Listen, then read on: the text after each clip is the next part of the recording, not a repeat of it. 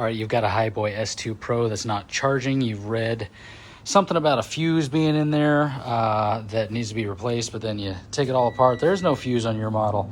You've tested your charger is working. You've got the correct voltage going in. You've even come down here, checked out this little guy.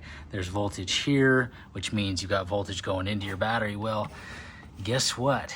On mine, it turns out I had to take this whole thing apart. The battery sits in here like this. There's a couple screws, you gotta pull it out.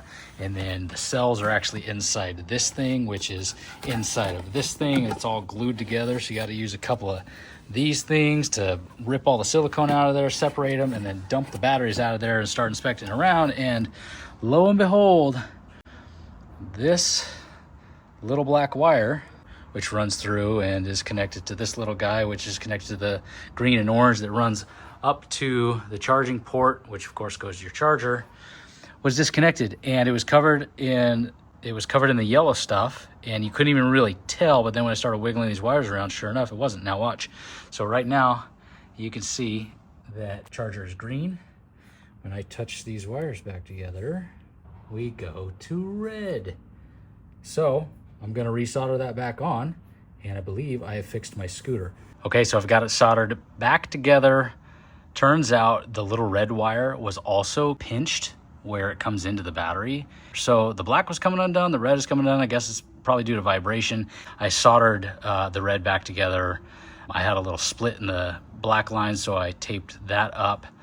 And you've also got to wrap this back up. You don't have to, but I highly recommend it with some electrical tape. That's quite a lot. I'll leave a link to a cheap roll in the description, because the blue wrapper is destroyed when you pull it off of here. In hindsight, had I known the issue was right here, I probably could have just cut the blue wrapper to here and worked on this and then taped from that point forward. I'm also going to put a little bit of hot glue on these connections and this support piece right here, just to isolate these and take some of the strain off of this.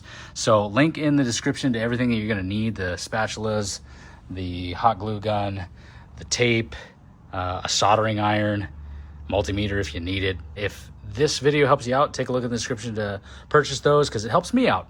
And until next time, continue to do as I'm doing. Peace.